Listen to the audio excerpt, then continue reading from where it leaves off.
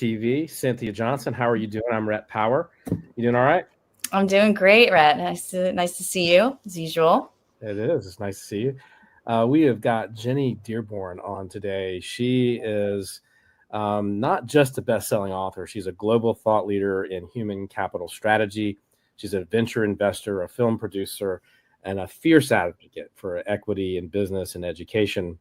She's served as in executive roles at major organizations, currently leads people strategy and talent insights at BTS, and has advised over 30 tech startups. Her best-selling books, Data Driven and The Data Driven Leader, reshaped how leaders think about performance and analytics. And our new book, which we're going to talk about today, is The Insight Driven Leader, launches in a couple weeks, and we're excited about that. It ships next week, Jenny? Yeah, in a couple days. Couple days. Oh, goodness. So we're excited to have you on here to talk about that today. Thank you for joining us, Jenny. Yeah, my pleasure. I'm excited to be here. I'm going to give it to you, Cynthia, for the first question. Well, first, I just want to throw it out here. You were named one of the 50 most powerful women in tech. Is that correct? That is correct. Okay, that's amazing. So I just want to, we're in the presence of greatness here. I was just like thinking, that's amazing. So you were doing all this amazing work. You're clearly very busy. 2 books prior to this. What inspired you to write this book? Yeah, I think it came from a place of frustration that I wanted more progress in the corporate world, in how the humans in a corporation were valued and understood, and their performance was encouraged and measured. I saw people being laid off for reasons that didn't make sense, and companies underperforming and not valuing their people as they should. And I thought if we had a very structured, data-driven and insight-driven approach to measuring human performance and human potential, that companies could be more productive and ultimately more human. So I was starting from that place of frustration and wanting to give something back to the leaders of different corporations. Yeah, this is such an important topic right now, right? I mean, we don't know where AI is going to take us. We don't know where quantum and agentic AI. I mean, we're at sort of this seminal moment, I think, in history. And I think data and making decisions based on data is getting even more and more critical. It's always been important, but we have so much more data now to make decisions on, I think. And so I think the insight-driven leader is actually really interesting, that the sort of the conversation around that. What does that really mean? Yeah. I came from a place where thinking if we just had the numbers and we could truly trust that it was 7, whatever the question was, that would be the breakthrough. And then I came to learn through different operator roles at different companies that it wasn't just the number, but what that meant in context, whatever number, whatever piece of data. It was, what do you do with it? What question were you asking? How is that understanding going to influence your behavior and your decisions moving forward? So it wasn't just what is the number, but it was all of the insight around having that number. If you have an employee engagement score of 75, what insight are you getting from that metric to make decisions in your corporation and drive your corporation to better performance and productivity and output and success? And I came to understand through my research that the very, very best companies were not measuring different things. It wasn't that this corporation didn't know what their attrition numbers were and this other corporation did. They both knew their attrition number. At one corporation, having that number was the end of the conversation.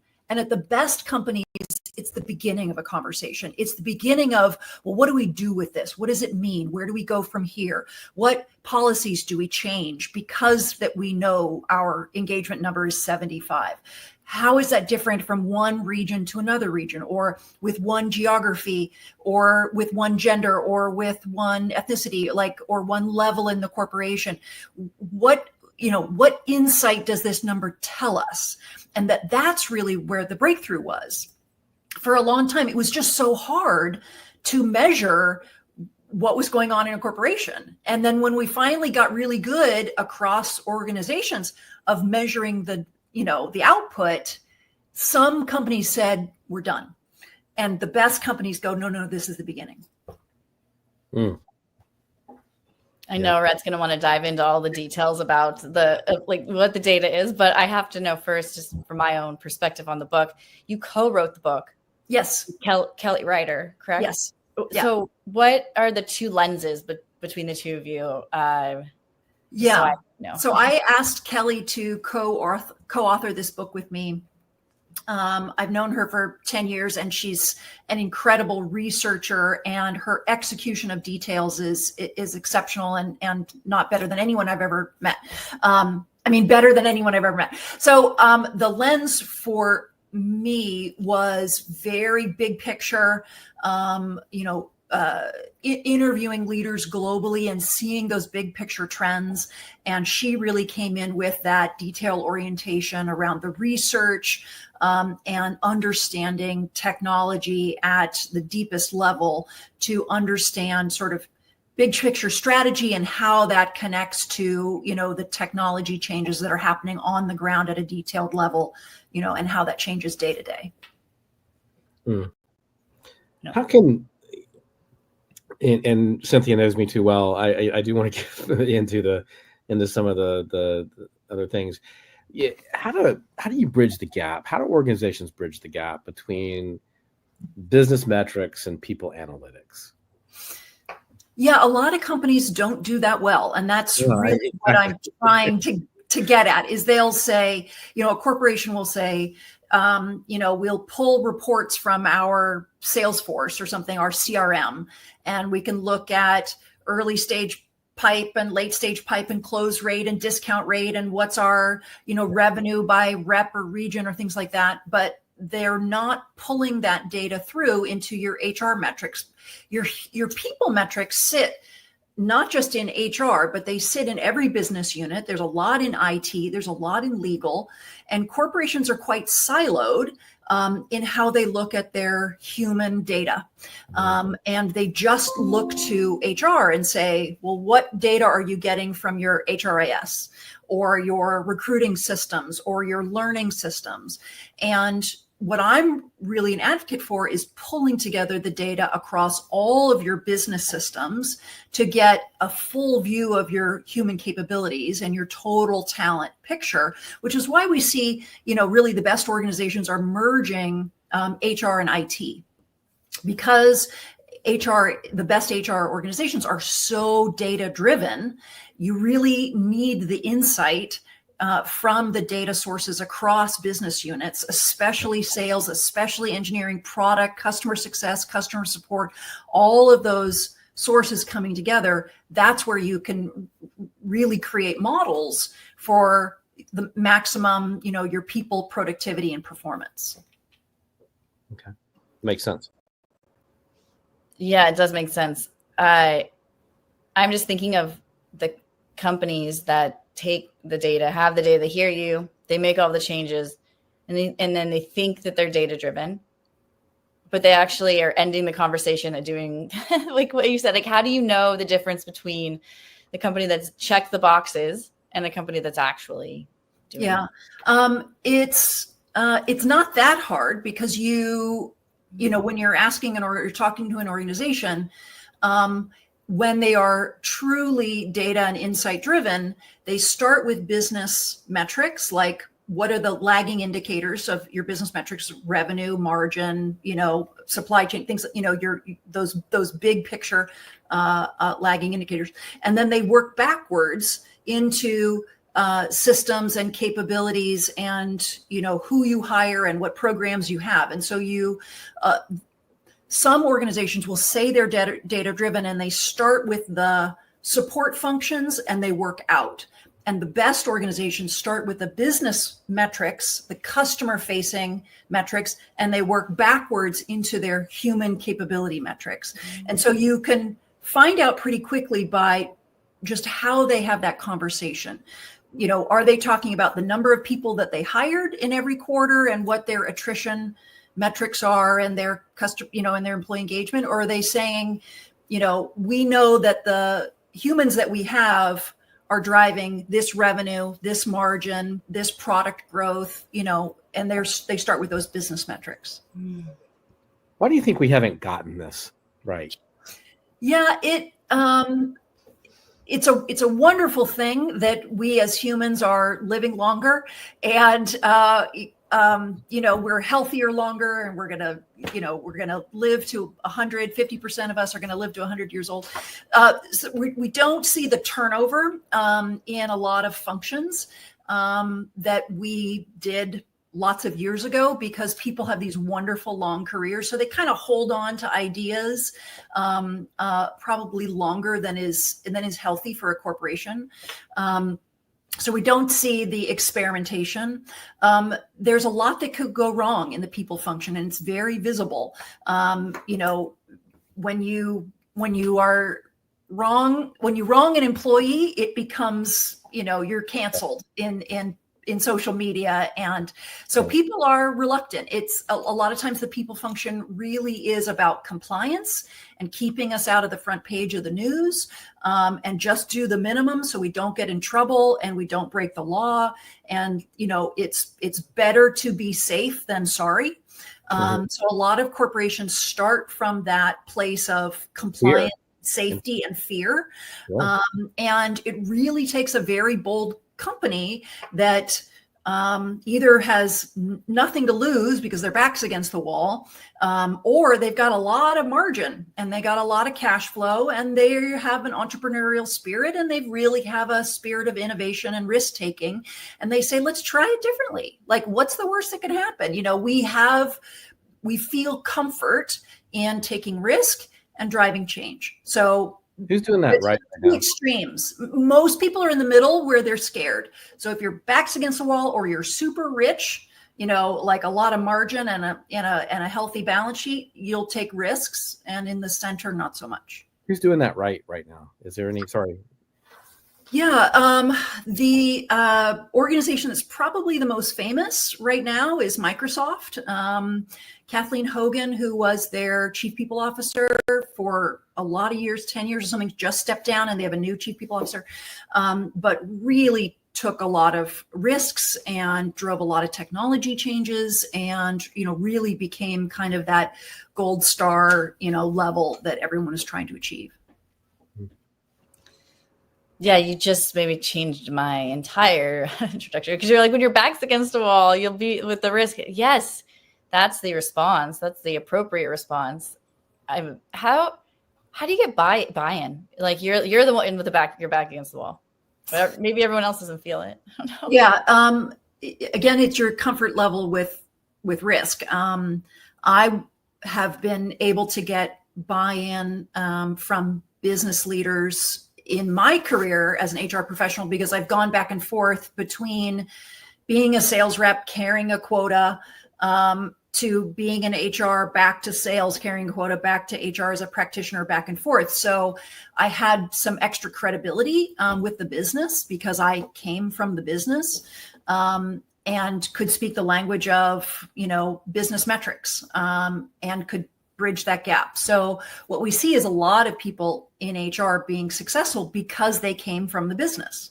And, you know, people who rose through the ranks of HR, maybe not getting to that top job because the CEO is saying, I'd rather go grab somebody from the business and bring them across horizontally, because then they'll have the credibility and the influence and the impact with the organization. So that's one way, because you come from the business. Another is, you know, having business degrees, and, you know, maybe the traditional path that we were taught, you know, I'm 55. So what, you know, really, really long time ago, they would say, if you want to go into HR, you need to have a psychology undergrad or a counseling or social work kind of major as an undergrad. And now we're really looking for people with, you know, business or economics or data or, some sort of applied mathematics or something like that, to really have that grounding, because the best heads of people organizations are not the ones that are just, they feel so much, but they're ones that are like, I get the data. I understand the data structure. I understand how to drive change from a position of data. Yeah. You wanna- mind if I jump- Yeah. Yeah. I knew you had a follow-up. I figured you had a follow-up on that. No, yeah, because when you describe data, it's so clear to me with the large organization, like how that would apply. But what about a smaller company? Is there like a size you should be at? It's more about the culture and the willpower of the organization. So you can do a heck of a lot in Excel, really, if you know what you're doing and you are aligned as an executive team about what you want to achieve and how you're going to go about doing it. If you decide, like, we only want to, hire people that, fit a particular structure or analysis of like what we're really looking for, there's really inexpensive tools that you can go out and buy, or even that are free, to be able to assess talent, or assess the job structure and the organizational design. You don't have to be big. It helps if you're looking for, a big company has just a ton of data to mine, and they can make very, very tailored changes. But you don't have to do it that way, right? You can do it quite simply on one spreadsheet. This is so interesting. What does it look like when you embed this into sort of daily, when a leader embeds this into daily decision making versus just the big strategy sessions? How does that change sort of the daily work?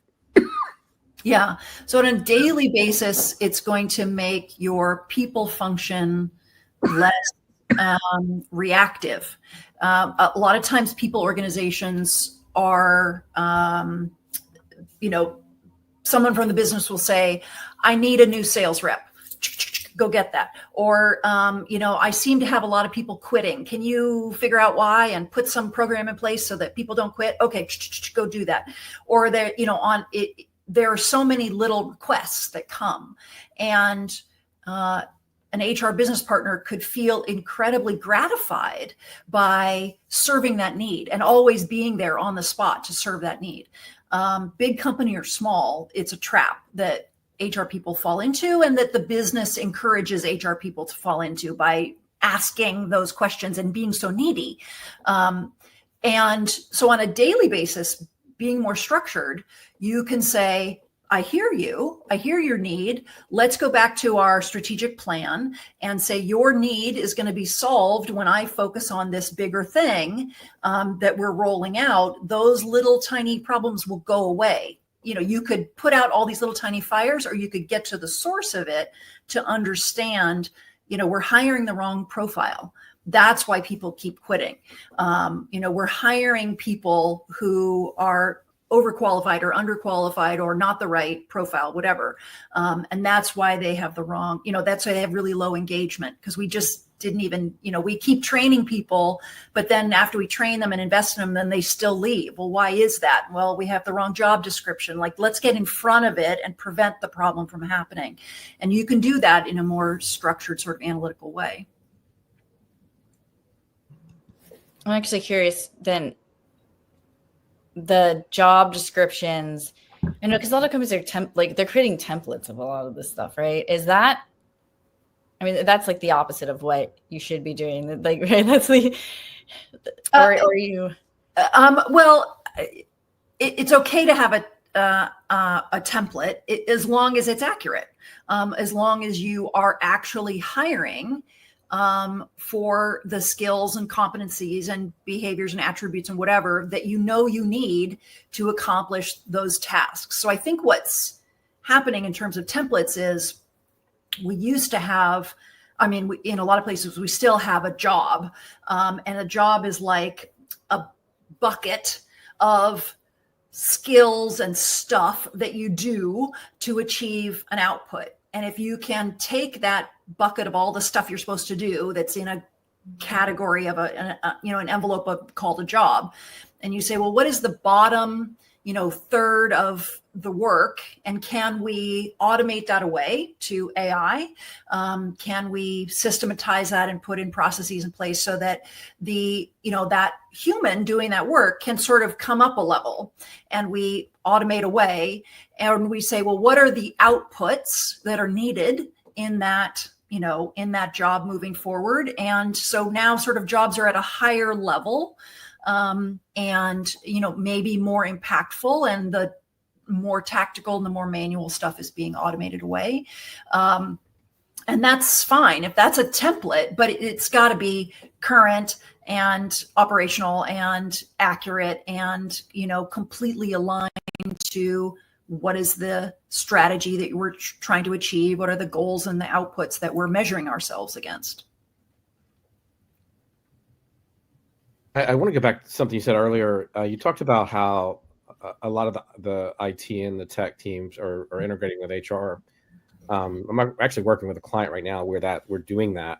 Yeah. And that's been difficult. Do you have any advice for teams thinking about making this move and how that integration could be more seamless and actually work? Sure. Yeah. Well, it's those kinds of org changes are very human capacity dependent.